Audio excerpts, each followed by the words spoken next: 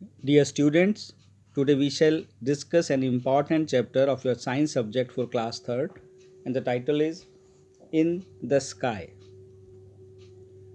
हम कौन से 4 टॉपिक्स कवर करेंगे इस चैप्टर में? First, the sun and the solar system, shape and movement of the earth, the moon and its phases and finally stars and constellations. चलिए एक एक करके इन टॉपिक्स को कवर करते हैं।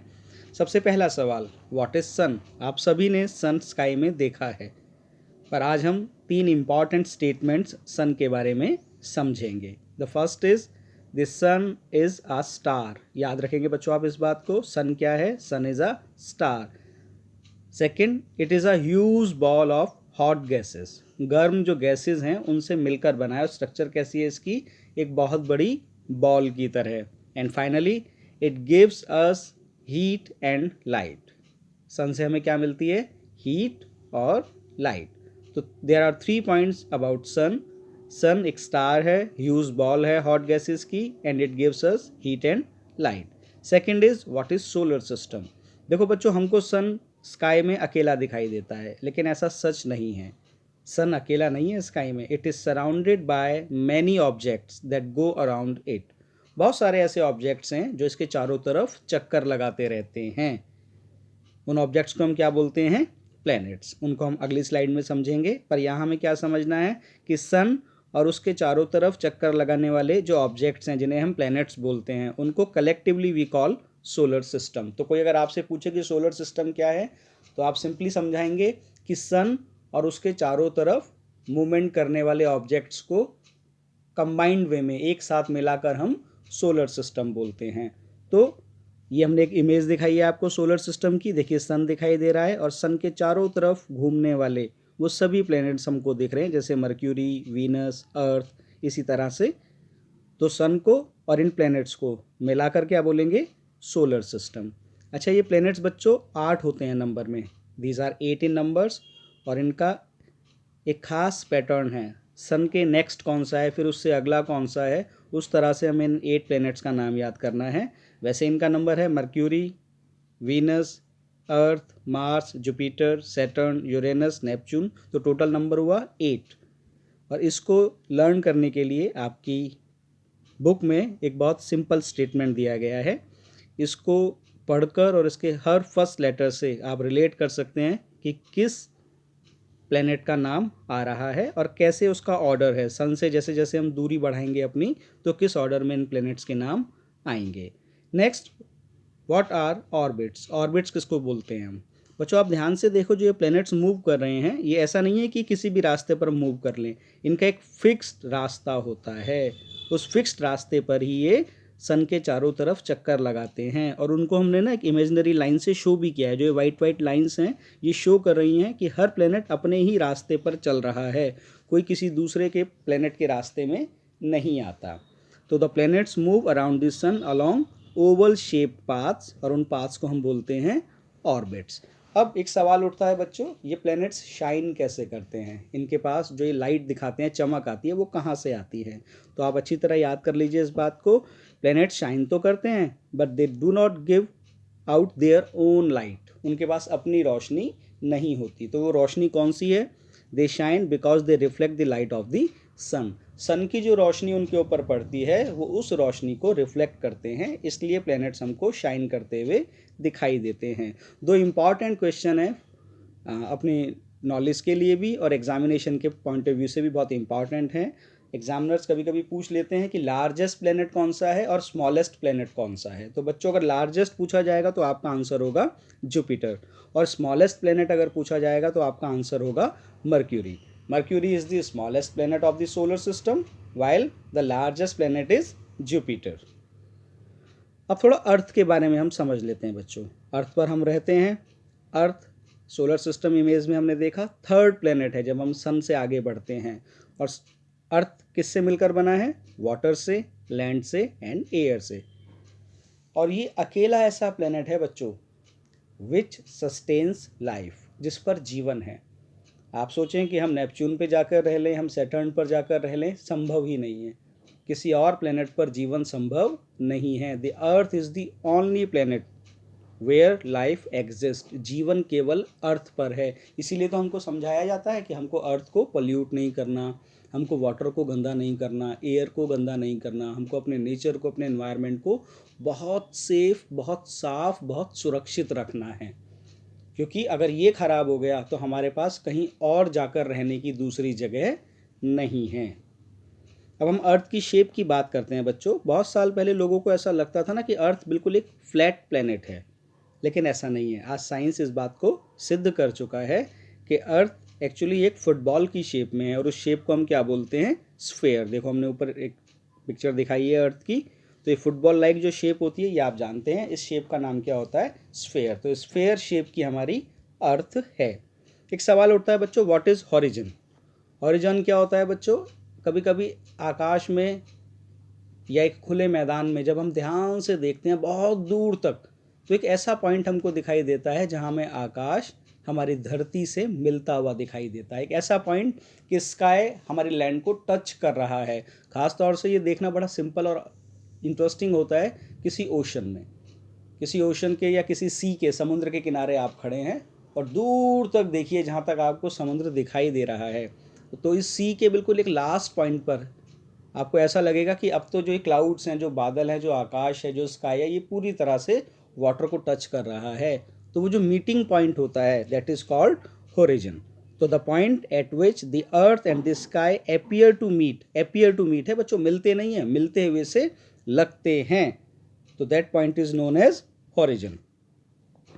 अच्छा, होरिजन को हम ऐसे कुछ समझ लेते हैं। देखिए हमने इसमें 3 इमेजेस दी हैं। आप सबसे पहले वाली को देखिए कि एक वाटर बॉडी के अंदर, एक ओशन के अंदर एक शिप आ रहा है, और आप किनारे पर खड़े हुए हैं और आप उस ओशन को, सी को दूर तक देख रहे हैं। तो सबसे पहले क्या होगा आपको?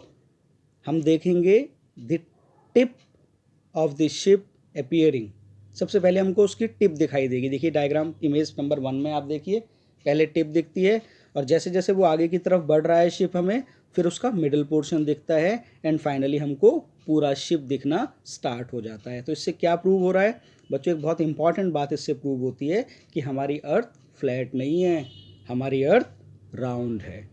स्टेप बाय स्टेप शिप ऊपर की तरफ आकर हमको दिखा है, तो ये अपने आप में एक बहुत अच्छा उदाहरण है हमें समझाने के लिए कि हमारी अर्थ राउंड है, हमारी अर्थ फ्लैट नहीं है, जैसे बहुत पहले समय में लोग सोचा करते थे। बच्चों हमने बात की थी कि प्लैनेट्स सन के चारों तरफ मूवमेंट करते रहते हैं, और अर्थ भी अपने आप में एक प्लैनेट है सन का। तो अर्थ भी सन के चारों तरफ एक फिक्स्ड पाथ में, ऑर्बिट हमने बताया था, उसमें चक्कर लगाती रहती है। 2 तरह के मूवमेंट्स हमारी अर्थ शो करती है। पहला बोलते हैं हम rotation, and the second is revolution. याद करेंगे दोनों आर से हैं। पहला मूवमेंट क्या है हमारा? Rotation, and the second is revolution. चलिए पहले रोटेशन समझ लेते हैं। देखिए हमने एक टॉप का एग्जाम्पल लिया है, हिंदी में हम इसको लट्टू बोलते हैं, जो ज़मीन पे बहुत तेज़ी से घूमता है। तो the top spins about its axis. Axis आप देखिए हमने इसमें शो किया है, एक इमेजनरी लाइन है ब्लैक कलर की, डॉट डॉट डॉट डॉट, जो बिल्कुल इसके मिडल में दिख रही है। ये एक इमेजनरी लाइन, ये एक ऐसी आभासी लाइन जो वास्तव में होती नहीं है, पर हम साइंस को समझने के लिए इसकी कल्पना करते हैं कि एक ऐसी इमेजिनरी लाइन जो runs through the centre of an object, जो किसी ऑब्जेक्ट के बिल्कुल बीच में से होकर जा रही होती है, उसको हम बोलते हैं बच्चों एक्सिस। तो जैसे ये टॉप अपने एक्सिस के चारों तरफ चक्कर लगा रहा है, in the same way the earth also moves about its axis, और इसी मूवमेंट को हम बोलते हैं बच्चों रोटेशन। तो जब अर्थ अपने एक्सिस के चारों तरफ चक्कर लगाती है, घूमती है, मूवमेंट करती है, तो उस मूवमेंट को बोला जाता है रोटेशन। और पूरा एक मूवमेंट कंप्लीट करने में हमारी अर्थ को 24 आवर्स यानी कि 1 दिन का समय लगता है। अच्छा बच्चों, इस रोटेशन का फ़ायदा क्या होता है मैं आपको बताता हूँ। इस रोटेशन से ही हमारे डेज़ एंड नाइट होते हैं, जो दिन और रात हमें दिखाई देते हैं वो इसी रोटेशन की वजह से है। देखो बच्चों, जब अर्थ रोटेट करती है तो उसका आधा हिस्सा सन को फेस करता है। जैसे एक बॉल है, अब उस एक छोटी बॉल एक फुटबॉल के चारों तरफ चक्कर अगर लगाएगी, तो एक ऐसी स्थिति होगी कि आधा हिस्सा उसका फुटबॉल की तरफ होगा और आधा हिस्सा फुटबॉल की तरफ नहीं होगा। तो इन द सेम वे जब अर्थ सन के चारों तरफ चक्कर लगाती है, घूमती है, मूवमेंट करती है, तो उसका एक हिस्सा तो सन की तरफ रहता है और दूसरा हिस्सा सन की तरफ नहीं रहता। तो बच्चों जो हिस्सा सन की तरफ रहेगा, बड़ा सिंपल सी बात है, हम समझ सकते हैं, उस पर लाइट आएगी, और अगर लाइट आएगी तो वहाँ कैसी कंडीशन होगी, डे कंडीशन होगी। तो अर्थ का वह पार्ट जो सन की तरफ है, फेस कर रहा है, उस पर लाइट आ रही है, दैट्स वाई वहाँ दिन होगा। और वो पार्ट, वो पोर्शन, वो हिस्सा जो सन की तरफ नहीं है, अब ऑपोजिट साइड में है, तो वहाँ पर लाइट नहीं होगी, वहाँ पर डार्कनेस होगी और वहाँ नाइट होगी। तो इसी रोटेशन की वजह से हमारे दिन और रात संभव हो पाते हैं। दूसरा मूवमेंट कौन सा था बच्चों, अर्थ का, revolution. The earth is a planet so it goes around the sun, हमको पता है, ऑर्बिट में, अपने फिक्स्ड ऑर्बिट में अर्थ सन के चारों तरफ चक्कर लगा रहा है, और ये मूवमेंट जो है इसको हम रिवॉल्यूशन बोलते हैं। देखो बच्चों, अपनी एक्सिस पर भी घूम रही थी अर्थ, वो रोटेशन था, और सन के भी चारों तरफ घूमती है साथ ही साथ, इसको बोलते हैं रिवॉल्यूशन। तो रिवॉल्यूशन का क्या फ़ायदा होता है बच्चों, पहली बात तो अर्थ को सन के चारों तरफ अपना एक सर्कल कंप्लीट करने में टाइम लगता है 1 ईयर का, और इसको बिल्कुल अगर सही तरीके से बोलें तो 365 डेज प्लस 1/4 डे, एक दिन का 1/4 पार्ट, यानी कि 24 आवर्स होते हैं पूरे दिन में, तो 1/4 में कितने हो गए, 6 आवर्स, यानी कि 365 कंप्लीट डेज प्लस 6 आवर्स। अर्थ को इतना समय लगता है, और रफली हम कहते हैं 1 ईयर लगते हैं सन का एक पूरा अपना रिवॉल्यूशन कंप्लीट करने में। और इसी रिवॉल्यूशन से बच्चों हमारे चेंजेस आते हैं सीजन में। कभी कभी हम कहते हैं ना, विंटर आ गई, फिर समर आ गई, फिर रेनी सीजन, मानसून, हम इस तरह सीजन्स की बात करते हैं। तो वो सीजन जो हमारे चेंजेस होते हैं, उन चेंजेस का मेन कारण क्या है, रिवॉल्यूशन ऑफ द अर्थ। तो इसको हम डिटेल में आपके हायर क्लासेस में डिस्कस करेंगे आपसे, पर अब आपको समझना है। देखो मैं फिर रिपीट कर रहा हूँ, अगर कोई आपसे पूछता है कि रोटेशन और रिवॉल्यूशन, इन दोनों का क्या इम्पैक्ट होता है, तो रोटेशन का इम्पैक्ट क्या है, डे एंड नाइट हो रहे हैं, और रिवॉल्यूशन का क्या इम्पैक्ट है बच्चों, चेंजेस इन दी सीजन, हमारे मौसम बदल रहे हैं। चलिए अब अपने पड़ोसी की बात कर लेते हैं, और उसका नाम है मून, चांद, चंद्रमा, चंदा मामा। The moon is our nearest neighbour in this space. आकाश में हमारा जो सबसे नज़दीक का पड़ोसी है जो अंतरिक्ष में, वो क्या है, मून है। देखिए अर्थ की तरह मून भी अपनी एक्सिस के चारों तरफ घूमता रहता है, और उसको 27 डेज़ का समय लगता है अपना एक रोटेशन पूरा करने में। और अर्थ की तरह ही, जैसे अर्थ सन के चारों तरफ घूम रही थी, इसी तरह से मून अर्थ के चारों तरफ घूमता है बच्चों, और मून को अर्थ के चारों तरफ अपना एक रिवॉल्यूशन पूरा करने में भी 27 डेज़ का ही समय लगता है। अब एक सवाल उठता है, क्रेटर्स क्या होते हैं। अगर मून की सरफेस को बहुत ध्यान से देखा जाए, देखिए इतनी दूर से हम देखते हैं तो हमको बिल्कुल स्मूथ लगती है सरफेस, के गोल है चंद्रमा, बिल्कुल स्मूथ है, लेकिन ऐसा नहीं है। वहाँ जाकर पता लगता है, साइंटिस्ट जो इनको स्टडी करते हैं वो हमको बताते हैं कि मून की सरफेस के ऊपर बहुत बड़े बड़े होल्स हैं, बहुत बड़े बड़े गड्ढे हैं, उनको हम क्या बोलते हैं, क्रेटर्स बोलते हैं। बच्चों ये एग्ज़ाम के हिसाब से बहुत इंपॉर्टेंट क्वेश्चन है, ध्यान रखिएगा। सवाल पूछा जाता है एग्ज़ाम में कीवर्ड्स में, या डिफाइन दी फॉलोइंग में, या फिल इन दी ब्लैंक्स में, कि क्रेटर्स क्या होते हैं, तो आप कहेंगे the moon surface has big holes which are called craters. अब बच्चों मून कैसे शाइन करता है, चंद्रमा भी हमें रात को चमकता हुआ दिखाई देता है, ये भी आप क्लियर कर लीजिए। मून के पास भी अपनी कोई लाइट नहीं होती, it shines because it reflects the light of the sun, ये भी सन की ही लाइट को रिफ्लेक्ट कर रहा है, इसलिए हमें चंद्रमा चमकता हुआ दिखाई देता है। और एक खास बात है मून की बच्चों, आपने स्काई में मून अगर देखा होगा तो कभी आपको मून पूरा कंप्लीट दिखाई देता है, कभी हाफ दिखाई देता है, कभी बहुत छोटा दिखाई देता है, और कभी कभी तो ऐसे भी दिन, ऐसी भी रातें आती हैं कि मून हमको पूरी तरह से गायब दिखाई देता है, स्काई में मून दिखाई ही नहीं देता।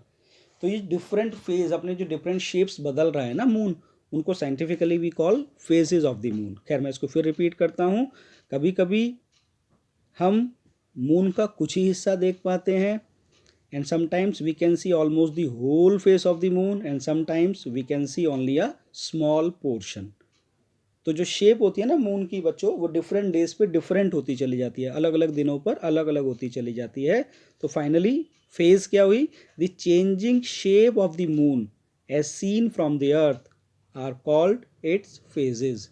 चंद्रमा के जो बदलते हुए आकार हैं, जो स्वरूप बदल रहा है अंतरिक्ष के अंदर, और जैसा हमें इस पृथ्वी से दिखाई दे रहा है, उन बदलते हुए शेप्स को हम फेजेस बोलते हैं। और चंद्रमा मून कई तरह की फेजेस में आ सकता है, कई तरह की शेप ले सकता है। जैसे इस डायग्राम को ध्यान से देखिए, पूरा डार्क हमने एक ब्लैक दिखाया है, we call it new moon. इसका क्या मतलब है, हमें स्काई में मून दिखाई नहीं देता है। और ऐसे भी डेज आते हैं, ऐसी भी नाइट्स आती हैं when we see only a small portion of the moon, उसको हम बोलते हैं क्रिसेंट मून।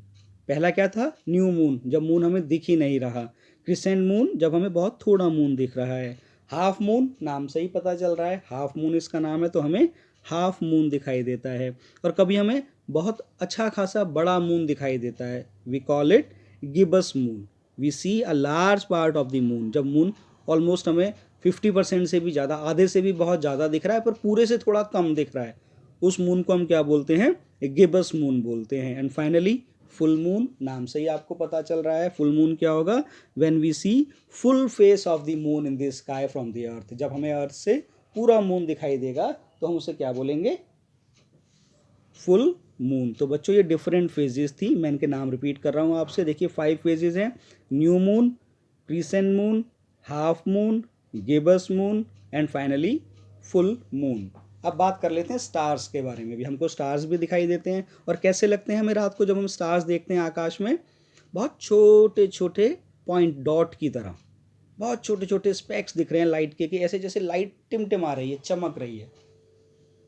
एक्चुअली स्टार्स इतने छोटे होते नहीं हैं बच्चे जितने हमको लगते हैं। अगर हम स्ट्रक्चर की बात करें ना, जैसे हमारा सन था, एक ह्यूज बॉल थी हॉट गैसेस की, बिल्कुल उसी तरह से जो स्टार्स हैं ये भी ह्यूज बॉल्स हैं हॉट गैसेस के, इनसे भी हीट एंड लाइट निकलती है। तो सवाल उठता है ये इतने छोटे क्यों दिखाई देते हैं? And answer is very simple, because they are very far away from the earth. ये अर्थ से इतनी दूर हैं, इतनी दूर हैं, इतनी दूर हैं कि हमको बस ये डॉट जैसे दिखाई देते हैं। वास्तव में ये इतने छोटे होते नहीं हैं। तो स्टार्स के बारे में आप समझ चुके होंगे कि अर्थ से बहुत दूर होने के कारण ये हमको छोटे दिखाई देते हैं, लेकिन ये सन से काफ़ी मिलते जुलते हैं। ये ह्यूज बॉल्स की तरह होते हैं, हॉट गैसेस से बने होते हैं, and they give out heat and light. और आपको याद होगा सन के बारे में भी हमने पहला स्टेटमेंट क्या पढ़ा था, this sun is a star. Sun खुद अपने आप में एक स्टार है। एक इंटरेस्टिंग टॉपिक आता है बच्चों, कॉन्स्टिलेशंस। कॉन्स्टिलेशंस क्या है? देखिए स्काई के अंदर बहुत सारे स्टार्स हैं, ये तो हम समझ गए, और हमको रात को दिखाई भी देते हैं। ये स्टार्स अपनी अपनी जगह पर फिक्स्ड हैं, तो कभी कभी इनका फिक्स होना, अगर हम उनको डॉट माने और हम उनको एक इमेजिनरी पेंसिल से ज्वाइन करना शुरू करें डॉट को, तो एक अलग सी एक खास शेप बन जाएगी। उसी शेप को हम बोलते हैं कॉन्स्टिलेशन। देखिए many groups of stars appear to form different patterns और शेप्स इन दिस स्काई। और वो शेप या वो पैटर्न किसी का भी हो सकता है, वो किसी एनिमल का भी हो सकता है। कभी कभी आपको लगेगा कि अरे ये तो लायन जैसा लग रहा है, ये तो बियर जैसा लग रहा है, ये तो किसी हंटर जैसा लग रहा है। तो वो जो ग्रुप्स हैं स्टार्स के, जो एक खास पैटर्न बना रहे हैं, अगर उनको एक इमेजिनरी लाइन से हम ज्वाइन कर दें तो उसे हम बोलते हैं कॉन्स्टिलेशन। तो हम उसको डिफाइन कैसे करेंगे, stars forming a pattern in the sky is called constellation. देखिए इसको आपको आप इस पिक्चर से बहुत अच्छी तरह से समझ सकते हैं। हमने इसके अंदर काउंट कीजिए कितने स्टार्स दिखाए हैं, 1 2 3 4 5 6 7 8 9। हमने 9 स्टार्स आकाश में कहीं थे, और उनको हमने इमेजनरी अपनी कल्पना से, जैसे एक पेंसिल लेके हम डॉट डॉट को मिला देते हैं, ज्वाइन कर देते हैं अपने आप में, तो ऐसे इन स्टार्स को हमने इमेजनरी ज्वाइन करा एक पेंसिल से, तो एक ऐसी स्ट्रक्चर सी बन गई जैसे वो हमको मैथमेटिक्स का 2 भी लग रहा है, लेकिन वो एक लाइन जैसी शेप भी ले लेता है। तो इसी को बोला जाता है कॉन्स्टिलेशन। तो बच्चों ये बहुत इंटरेस्टिंग, बहुत सिंपल टॉपिक है, और ये इसलिए भी इम्पॉर्टेंट है आपके लिए कि इन दिस स्काई आपने अभी 3rd में पढ़ा है, फिर 4th में आपको साइंस में इस चैप्टर से मुलाकात होगी। जैसे जैसे आप हायर क्लासेस में जाएंगे आपको ये चैप्टर बार बार मिलता रहेगा और डिटेल्ड होता चला जाएगा। तो आगे की डिटेल्ड इन्फॉर्मेशन हमको कब समझ आएंगी, जब हमको बेसिक्स क्लियर होंगे। तो इसलिए अपने इस क्लास 3rd के वीडियो को आप बार बार देखिए। अपनी जो बुक है आपकी प्रेस्क्राइब, उस बुक की आपको हेल्प लेनी है, उस बुक को भी हम एक्नॉलेज कर देते हैं। I am grateful to the Ratna Sagar private limited Delhi for bringing out this wonderful book for the students of class 3rd। और बुक किस सब्जेक्ट की है, साइंस सब्जेक्ट की, और टाइटल क्या है उसका, साइंस मैजिक। तो ये हमारा एक डिटेल इन्फॉर्मेशन थी बच्चों आपके चैप्टर की, जिसका टाइटल था इन this sky. Okay, all the best. एक दो बार फिर आप इस वीडियो को सुनिएगा, आपको टॉपिक अच्छी तरह से क्लियर हो जाएंगे। Okay, finally, wish you all the best.